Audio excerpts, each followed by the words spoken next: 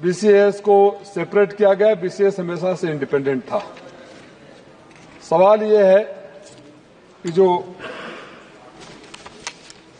पहला मुद्दा है कि एयरक्राफ्ट एक्सीडेंट इन्वेस्टिगेशन ब्यूरो जो है वो इंडिपेंडेंट बॉडी होगी या डीजीसीए के अंदर ही रहेगी, और डीजीसीए के अंदर रहेगी तो जिम्मेदारी तय करने की रूपरेखा क्या होगी। जहां तक बीसीएस का सवाल है मैडम, मैं सुझाव के रूप में कहना चाहूंगा कि बीसीएस को और एयरपोर्ट सिक्योरिटी को मॉडर्नाइज करने की जरूरत है। टेक्निकली जितने भी इक्विपमेंट चाहिए हमें देने की जरूरत है। हर पैसेंजर को, हमारे देश की आबादी कितनी है, हम किसी अन्य देशों से ज्यादा तुलना भी नहीं कर सकते। हर पैसेंजर को जो फिजिकली पैट डाउन किया जाता है, फिजिकली चेकिंग होती है, ऐसे स्क्रीनिंग मशीन जरूर होने चाहिए जो बाहर के एयरपोर्ट्स पे हैं कि जहां सस्पिशियस डाउट हो उसी का चेक किया जाए, जिससे टाइम में भी बचत होता है। बेंगलोर के हमारे मंत्री जी बैठे हैं, हम लोग जब सुबह के फ्लाइट से आते हैं तो लंबा क्यू होता है और कई बार लगता है कि फ्लाइट छूट जाएगा। सही कहा राजीव प्रताप जी ने, 40 किलोमीटर 50 किलोमीटर दूर है, लेकिन उसका दूसरा दुष्परिणाम भी है कि मेरे घर से एयरपोर्ट जाने में सुबह 45 मिनट तो दिन में 2 घंटे भी लग जाते हैं। और उसके बाद अगर सिक्योरिटी का स्मूथ प्रोसेस नहीं हो एयरपोर्ट पे तो उसका भी खामियाजा चुकाना पड़ता है। दूसरा मैं एक सुझाव देना चाहूंगा, जो एयरपोर्ट पे स्टाफ है मैडम, कभी कभी ऐसे भी एयरलाइन है जहां 1 या 2 एयरक्राफ्ट उतरती हैं और उनको इंसिस्ट किया जाता है कि आप अपना स्टाफ रखो। जो स्टाफ के बीच में कम्युनिकेशन गैप रहता है, कंफ्यूजन रहता है, उसके भी पैसेंजर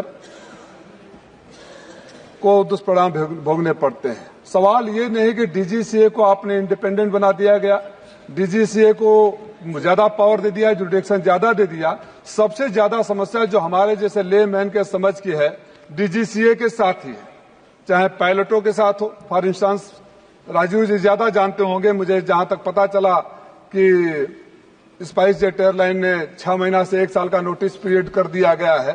तो ये जो बड़ी बड़ी कंपनियां बंधुआ मजदूर के रूप में चाहे पोर्टर से लेकर पायलट तक रखती है, उस पर भी सरकार को ध्यान देना चाहिए। एयरपोर्ट में आप डोमेस्टिक से डोमेस्टिक में जाते हैं, फिर सिक्योरिटी चेक इन होता है, डोमेस्टिक इंटरनेशनल से इंटरनेशनल कनेक्टिंग फ्लाइट में जाते हैं, फिर सिक्योरिटी चेक इन होता है, तो पैसेंजर को उस पर भी ध्यान देना चाहिए।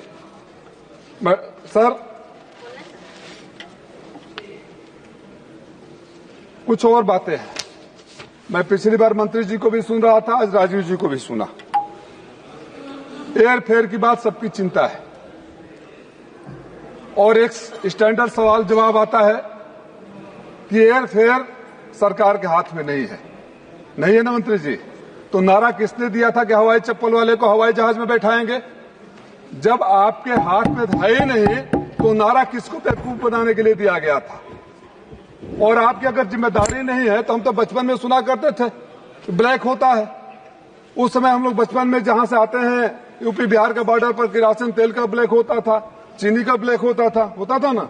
हमारे गांव से तो आपके बक्सर से हम किरासन तेल लेकर आते थे तो ब्लैक होता था। तो ये तो आपने ऑफिशियली परमिट कर दिया उनको कि जितना चाहो तो यहां से बनारस का किराया 3,000 है, चाहे तो 30,000 ले लो और सरकार हाथ खड़ा कर दे। हमें ऐसी सरकार नहीं चाहिए जो लूटने वालों को कंट्रोल में नहीं रख सके। ये आपको जिम्मेदारी लेनी पड़ेगी मंत्री जी, या तो फिर देश से माफी मांगनी पड़ेगी कि सर्वोच्च नेता ने, मैं नहीं कहूंगा सत्य नहीं कहा था कि हवाई चप्पल वाले को हवाई जहाज में बैठाएंगे। चौथी बात मैं सर एयरपोर्ट्स की है। मैं और मेरी पार्टी इस बात के सख्त खिलाफ है कि एयरपोर्ट को प्राइवेट हाथों में बेच। नमस्कार, आप सभी जितने भी शिक्षा मित्र साथी हैं, आप सभी को लेकर एक बड़ी खबर आ रही है। जैसा कि आप सभी को पता ही होगा कि आप सभी के मानदेय वृद्धि को लेकर, आप सभी के समायोजन को लेकर कितने सारे प्रयास किए गए हैं। हर तरफ से आप सभी का मुद्दा उठाया जा रहा है। हर कोई चाहता है कि आपका समायोजन किया जाए, इसलिए हर तरफ से आप सभी के मुद्दे को उठाने की कोशिश की जा रही है। आप सभी के समायोजन को लेकर सरकार से सवाल भी किए जा रहे हैं। फिलहाल आप इस वीडियो को देखिए, ये वीडियो आप सभी के लिए काफी महत्वपूर्ण होने वाली है। दिया जाए, आप उनसे सर्विसेज हायर करिए। हमारी जिम्मेदारी बनती है कि एसेट्स को बनाया जाए।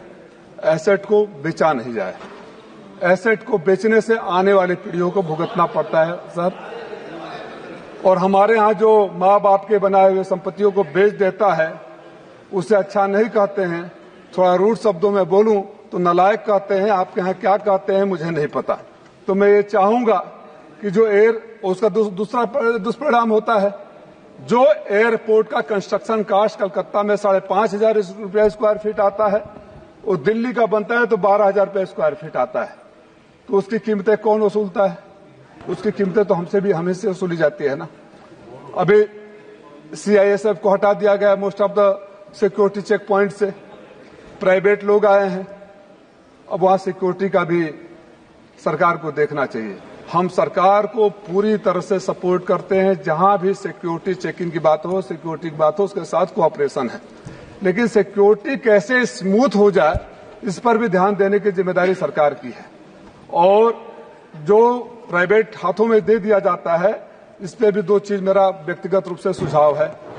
अगर एक व्यक्ति या एक कंपनी के हाथ में देश के सारे एयरपोर्ट्स को दे देंगे या अधिक से अधिक एयरपोर्ट को दे देंगे, and for that matter you hand over most of the assets to any individual, any companies hand, और कल को उसका कुछ भी उल्टा होता है तो आपने तो पूरे देश के सिस्टम को एक हाथ में दे दिया है।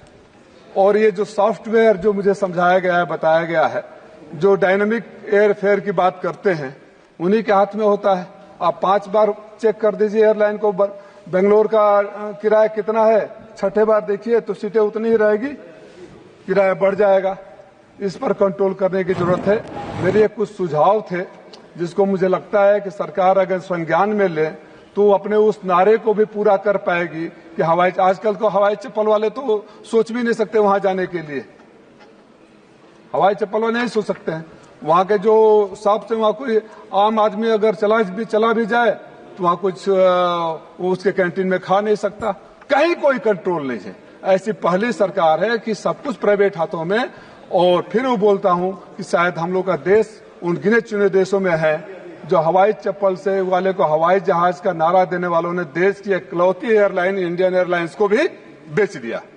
तो बेचने का काम बंद होना चाहिए, बनाने का काम शुरू होना चाहिए। सिक्योरिटी है सर, जो BCS को खास तौर से मॉडर्नाइज करने की जरूरत है, इनको ट्रेनिंग देने की जरूरत है, इक्विपमेंट को अपडेट करने की जरूरत है और सिक्योरिटी हैसल्स को दूर करने की जरूरत है। मेरे कुछ सुझाव थे, आपने समय दिया, बहुत बहुत धन्यवाद। आज बांग्लादेश की प्राइम मिनिस्टर भाग के भारत भाग आई है, हमारे गाजियाबाद में उतरी है। यही बात मैं बता रहा था आपको। लोग आवास में घुस गए हैं। जब जनता, मैं आपको फिर बार बार कहता हूं, ये नेता दम्भी अहंकारी नेता, जनता इन्हें जब तक स्वीकार करती है तब तक करती है, और जिस दिन जनता अपनी सी पे आती है फिर मरने मारने को नहीं डरती है।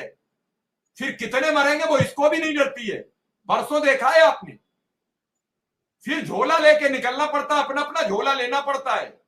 आज शेख हसीना ने सोचा था कि हमें ये नौबत आएगी। भाई 300 में से 200 सीटें जिसने मेजोरिटी में पाई हो लोकसभा की, उसमें क्या कमी है? और वो प्राइम मिनिस्टर अपनी जान की गुहार लगा रही है कि अब हम कहां जाएं। आवास में लोग मस्ती कर रहे हैं, लड़के घुस गए। कोई देश उसको कोई देश लेने को तैयार नहीं, इंग्लैंड ने मना कर दिया है। अब वो सोचे जाए तो जाए कहां। भारत से संधि के तहत उनका काम है कि अगर वहां की सरकार मांगेगी तो वापस देना पड़ेगा। मैं कई चीजें देखता हूं। विनय सिंह जी, इतनी वहापो मची है पूरे विश्व में, और हम आज फिर वक्फ बोर्ड की जमीन खाली कराएंगे। मतलब हिंदू मुसलमान गरम बना रहे। शिक्षा मित्र भूखा मर जाए, नजूल की भूमि मुख्यमंत्री जी कराएंगे खाली, तो प्रधानमंत्री जी को लगा कहीं